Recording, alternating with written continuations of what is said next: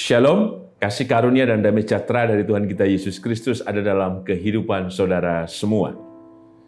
Kita berjumpa kembali dalam renungan mingguan hari ini Jumat 5 April 2024. Renungan didasarkan dari Kisah Para Rasul 4 ayat 23 sampai dengan 31. Sebelum kita merenungkan kebenaran sabdanya, mari kita menyatukan hati di dalam doa. Bapa yang penuh kasih, kami mengucap syukur untuk setiap kebaikan, kehadiran, pertolongan, dan berkat yang Kau nyatakan kepada kami senantiasa. Maka kami yakin Tuhan, dari setiap perjalanan kehidupan kami, Engkau hadir dalam rengkuhan cinta-Mu yang menyelamatkan kami.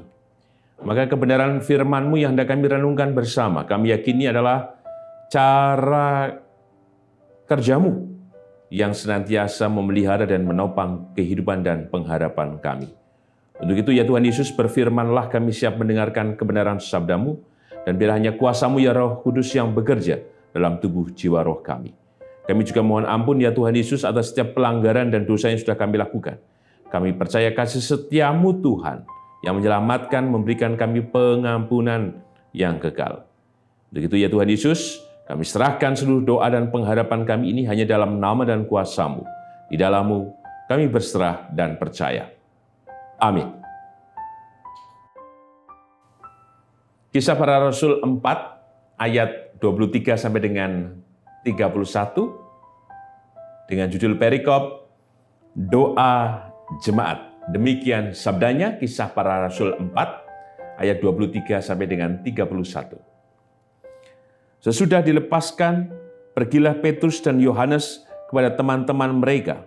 Lalu mereka menceritakan segala sesuatu yang dikatakan imam-imam kepala dan tua-tua kepada mereka. Ketika teman-teman mereka mendengar hal itu, berserulah mereka bersama-sama kepada Allah, katanya, "Ya Tuhan, Engkaulah yang menjadikan langit dan bumi, laut dan segala isinya. Dan oleh Roh Kudus dengan perantaraan hamba-Mu Daud, Bapa kami, Engkau telah berfirman, mengapa rusuh bangsa-bangsa, mengapa suku-suku bangsa mereka-reka perkara yang sia-sia? Raja-raja dunia bersiap-siap dan para pembesar berkumpul untuk melawan Tuhan dan yang diurapinya.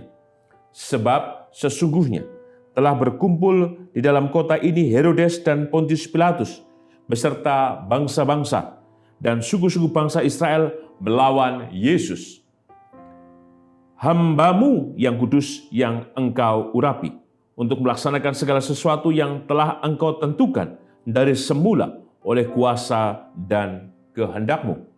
Dan sekarang, ya Tuhan, lihatlah bagaimana mereka mengancam kami, dan berikanlah kepada hamba-hamba-Mu keberanian untuk memberitakan firman-Mu. Ulurkanlah tangan-Mu untuk menyembuhkan orang, dan adakanlah tanda-tanda dan mukjizat-mukjizat oleh nama Yesus, hamba-Mu yang kudus." Dan ketika mereka sedang berdoa, goyanglah tempat mereka berkumpul itu, dan mereka semua penuh dengan Roh Kudus, lalu mereka memberitakan firman Allah dengan berani. Berbaiklah kita yang merenungkan sabda Tuhan, dan berbaiklah kita yang percaya. Haleluya. Amin. Eyang Kakung, Eyang Putri, Bapak Ibu Saudara dan anak-anak, tema renungan mingguan hari ini Jumat 5 April 2024 adalah berikanlah keberanian. Jemaat yang dikasihi Tuhan, tentu kita seringkali merasa takut dalam segala hal. Ya takut di jalan raya, takut di rumah sendiri, takut dengan kondisi kehidupan kita, takut tentang hal yang akan terjadi ke depan, takut tentang situasi bangsa dan negara, dan lain sebagainya. Ketakutan itu yang seringkali kemudian menindas kita atau menekan kita sehingga kita tidak bergerak, diam, atau kemudian kita merasa bahwa semuanya sudah berakhir. Tetapi dalam teks yang kita renungkan berbeda. Ketakutan itu tidak lagi dipelihara oleh para murid. Karena para murid telah berjumpa dengan kebangkitan Tuhan Yesus. Dan dalam teks yang kita renungkan hari ini, setelah kebangkitan ada kenaikan Tuhan Yesus. Pengalaman itulah yang kemudian membuat secara khusus Petrus dan Yohanes mengubahkan takutnya menjadi berani. Karena tadi kebangkitan, mereka telah menyaksikan bagaimana Yesus Tuhan berkuasa atas kehidupan. Mereka telah mengimani dan percaya. Dan mereka telah menyaksikan Yesus yang bangkit, Yesus yang naik ke surga, dan mereka telah dipenuhi oleh Roh Kudus dalam peristiwa Pentakosta. Keberanian itu yang kemudian mengantar mereka untuk melakukan misi dalam kesaksian mereka dan melihat teladan yang Tuhan tunjukkan atas kehidupan mereka. Sehingga bagi mereka tidak ada lagi penghalang yang membuat mereka takut. Mereka pergi keluar, menyatakan, menyaksikan, memberitakan, bahkan menyembuhkan orang-orang sakit. Yang kita renungkan adalah rangkaian dari Kisah Para Rasul 3. Ketika Yohanes dan Petrus pergi ke Bait Allah kira-kira pukul 3 sore, mereka berjumpa dengan orang yang lumpuh sejak lahirnya. Dan kemudian mereka melalui kuasa Tuhan, tentu saja mereka menyembuhkan orang lumpuh itu. Dan di Bait Allah itu mereka juga mengatakan kesaksian, bercerita tentang Tuhan Yesus yang bangkit. Dan orang lumpuh itu pun juga mengatakan hal yang sama. Dan apa yang mereka nyatakan ternyata mengganggu para penguasa. Penguasa apa? Penguasa keagamaan. Siapa mereka? Ya orang-orang yang terlibat dalam peristiwa penyaliban Tuhan Yesus. Maka konsekuensi dari pemberitaan Petrus dan Yohanes inilah yang kemudian mereka ditangkap oleh Mahkamah Agama, dimasukkan penjara dan kemudian disidang. Dan apa yang terjadi? Pada akhirnya mereka dilepaskan.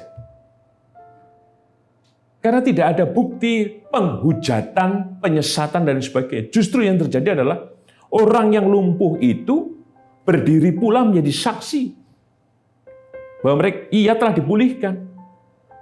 Jika kita membaca di ayat 22 dari pasal keempat, sebab orang yang disembuhkan oleh mujizat itu sudah lebih dari 40 tahun umurnya.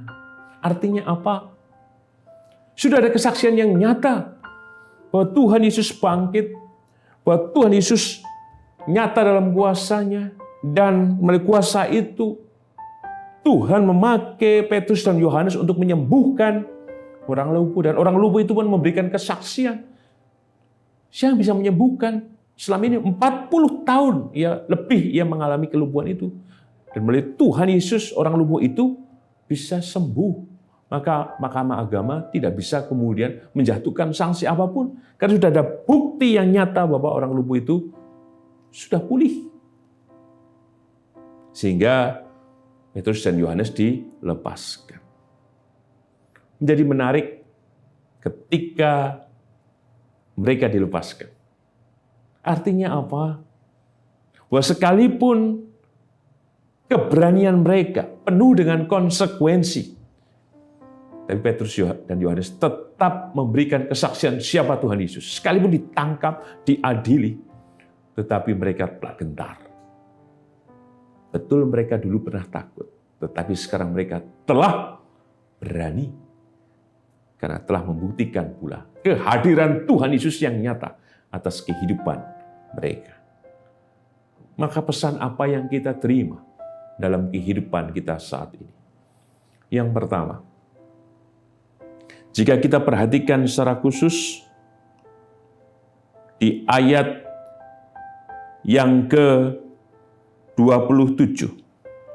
Sebab sesungguhnya telah berkumpul di dalam kota ini Herodes dan Pontius Pilatus beserta bangsa-bangsa dan suku-suku bangsa Israel melawan Yesus, hamba-Mu yang kudus yang Engkau urapi. Menjadi menarik ketika kita memperhatikan bahwasanya jemaat tahu bahwa ada orang-orang yang tidak pro atau tidak berpihak pada komunitas orang percaya. Jemaat tahu. Yohanes pun tahu, Petrus pun tahu, dan orang percaya pun tahu. Tapi ketahuan mereka membuat mereka sadar diri untuk apa? Untuk hanya percaya kepada Kristus Tuhan. Betul ada tantangan, betul ada hambatan, betul ada berbagai hal yang bisa kemudian di sini dijelaskan untuk melawan Yesus. Tapi mereka tidak gentar, karena percaya kuasa kebangkitan yang dari Tuhan Yesus adalah kuasa yang menyelamatkan. Untuk itu, marilah kita terus percaya. Paskah yang sudah kita rayakan mendatangkan pengharapan kita dan menyatakan kekuatan untuk kita terus berani maju ke depan. Sekalipun banyak lawan di sekitar kita, apapun itu, persoalan, tantangan, godaan, dan mungkin keputusasaan, mari kita terus untuk menjalani kehidupan ini dengan percaya. Kalau Petrus dan Yohanes lepas dari mahkamah agama, maka Tuhan juga memberikan kemenangan atas setiap kehidupan yang kita jalani. Yang kedua, mari kita perhatikan di ayat yang ke-30. Ulurkanlah tanganmu untuk menyembuhkan orang dan adakanlah tanda-tanda dan mukjizat-mukjizat oleh nama Yesus, hamba-Mu yang kudus.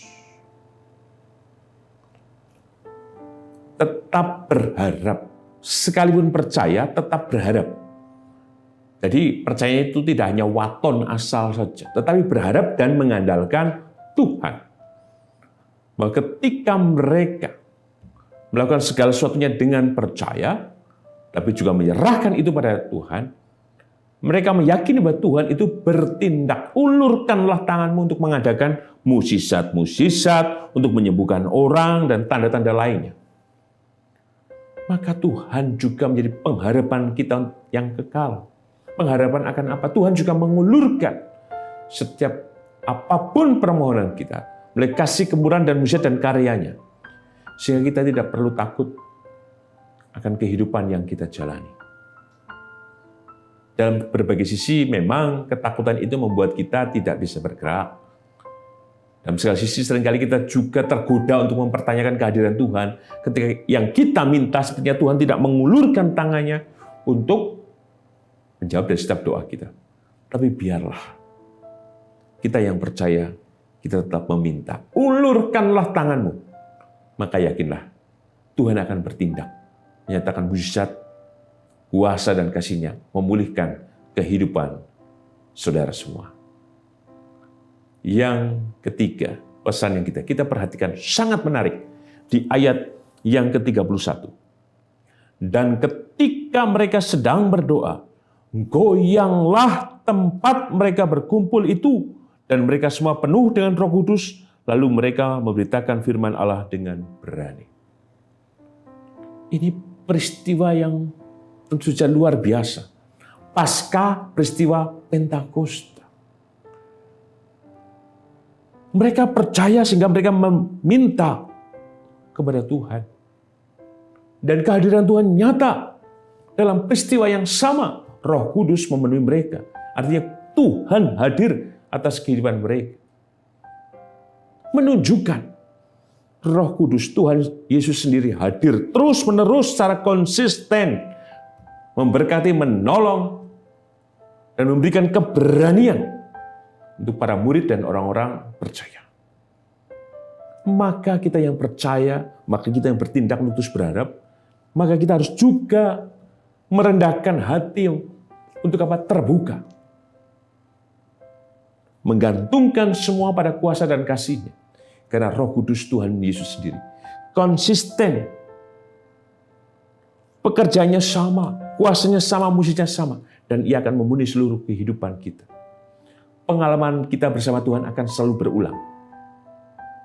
Jika kita terus mengandalkannya. Dan pengalaman ini adalah cara kerjanya yang menyelamatkan. Roh Kudus yang telah memenuhi kehidupan para murid dan jemaat ini, ada Roh Kudus yang memenuhi kehidupan kita. Artinya, ia tidak membiarkan kita sendiri. Ia tidak bersembunyi, tetapi ia hadir di dalam kehidupan kita. Maka juga teruslah kita berharap, meminta dan terbuka akan kehadiran Roh Kudus yang hadir. Memberikan kita keberanian untuk melangkah kehidupan ini dengan penuh harapan. Dan sebagai penutup, dalam tema, berikanlah keberanian. Kita perhatikan secara khusus di ayat yang ke-29. Dan sekarang ya Tuhan, lihatlah bagaimana mereka mengancam kami, dan berikanlah kepada hamba-hambamu keberanian untuk memberitakan firman-Mu. Berikanlah keberanian. Kita sudah percaya, kita sudah meminta, kita sudah terbuka. Tinggal bagaimana kita melangkah. Berikanlah keberanian. Kadang kita sudah tahu semuanya, tapi tidak melakukan apa-apa. Pilih diam, mengamankan diri. Termasuk kita mendiamkan diri jika kita berdosa. Kita tahu kita berdosa, tetapi kita hanya berdiam. Bahkan kita tidak melakukan pertobatan apapun. Sekalipun kita tahu bahwa kita sudah berulang-ulang kali berdosa. Tetapi hari ini, berikanlah keberanian. Kita punya keberanian untuk bertobat. Kita punya keberanian untuk apa? Bersaksi tentang siapa Tuhan kita Yesus Kristus. Kita punya keberanian untuk apa? Mengubahkan diri dengan baik. Kita punya keberanian untuk menjadi saksi dalam kehidupan bermasyarakat. Kita punya keberanian untuk sedapat-dapatnya berbuat baik. Keberanian untuk apa? Menyatakan kasih kemurahan Tuhan dalam kehidupan bersama. Keberanian untuk pula melangkah ke depan dengan percaya bahwa Tuhan memberkati kita dan menolong kita, dan Tuhan memakai kita. Tuhan Yesus memberkati. Amin. Mari kita menyatukan hati di dalam doa. Kami mengucap syukur Tuhan untuk kebenaran sabda-Mu, sehingga kami dimampukan untuk berani mengubahkan segala sesuatunya dalam terang kuasa dan kasih-Mu ya Tuhan Yesus. Karena kuasa-Mu akan bekerja dengan kekal, yang sama yang ada di tengah-tengah dan bersama kami. Sehingga ketika kami terus berani, maka Engkau mengulurkan tangan-Mu Tuhan, menyatakan mujizat, tanda-tanda dan berkat, dan pemulihan atas seluruh kehidupan kami. Untuk itu berkatilah kami, ajarkanlah kami untuk berani Tuhan, dalam kasih, kemurahan, dan keselamatan-Mu ya Tuhan Yesus. Terima kasih Tuhan untuk kebenaran sabda-Mu yang telah kami terima.